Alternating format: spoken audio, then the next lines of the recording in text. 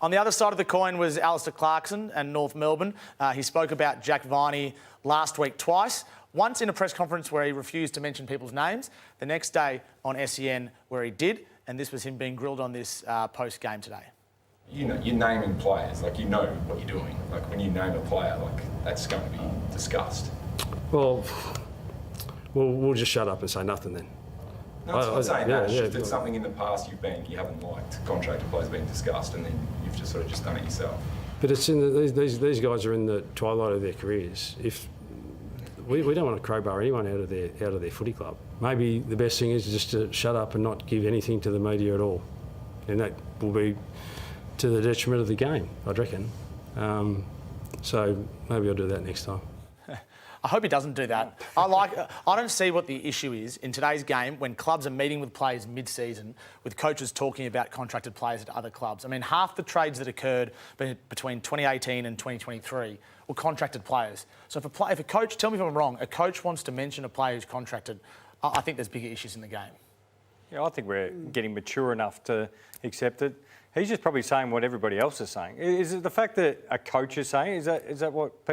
Who's got an issue with the coach? It's because Alistair Clarkson used to say. Used to. That's the key thing. Yeah.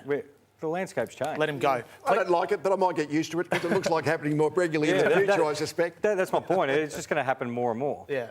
All right, we're going to move on now to Gold Coast versus Melbourne. Up at the Gold Coast yesterday, the D's by 54 points was the margin. I want to talk about this game in a moment.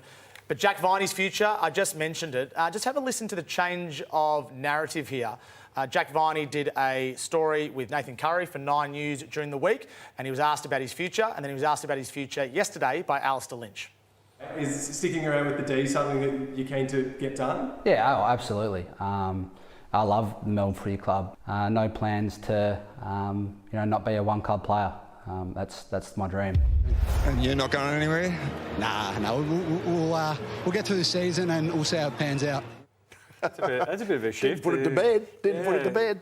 The first time was pretty definitive, but not sure about the second time. But while we're talking about Melbourne players, a lot of discussion about guys who are in contract. Can I mention Viney? Of course you can. Yeah, so he's got a year to run on his contract. The truth is North Melbourne are chasing him. They really want him.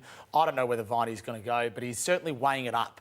And as it stands, that's probably further than I think most Melbourne supporters would like. He seems to bleed red and blue, so it's a very interesting one, Jimmy. Didn't affect his performance on the weekend, 30 and 2. He was a beast. Christian Petracca, a lot of chat around him in the last couple of weeks, Tom?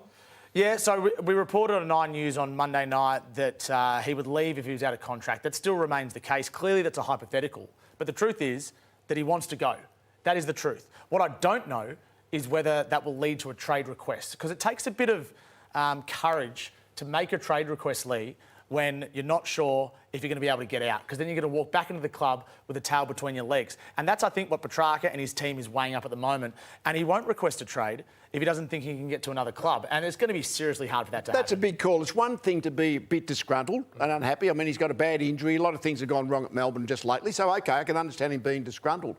But the thought that he'd like to leave, that's a big call. You're making that call. Absolutely. That he wants to leave Melbourne. He would prefer to play for another club in 2025. But whether that can happen or not, I don't know. And the other element here, and Peter Ryan reported this in The Age, Jimmy, is that players were frustrated with him because he went to Noosa for a couple of weeks when he got injured and said it was around the club. That's true. Players were frustrated with Christian Petracca, but they didn't know the reasons why he left. They didn't understand the full reasons why he went to Noosa, why he was posting on TikTok. And when it was explained to the players why he was away, they understood it. So part of Petracca's issue with the club is the communication, because he was made to seem like he's being selfish, he's being away from the club. But in fact, he was doing what the club gave him permission to do, given the difficulties of the situation that he was in. So it's a very nuanced situation and something that we've got to watch pretty closely. My strong info, even though the Demons are saying they won't trade him, and they don't want to trade him clearly, if Petracca does request a trade, Melbourne are duty-bound then to consider exactly how that would look. They would ask for the world. They'd ask for 2 first-round picks and a player. They'd ask for 3 first-round picks. Regardless, they hold all the cards, and I just can't see how this happens, but stranger things have happened. Yeah, well, I don't know if there's any clubs that actually have the bounty or the treasure chest worth of stuff to facilitate the trade for Melbourne. Yeah, I don't see that either. I mean, maybe the only club is the Gold Coast Suns, but he doesn't want to go there, I'm sure. It would be another big Victorian club.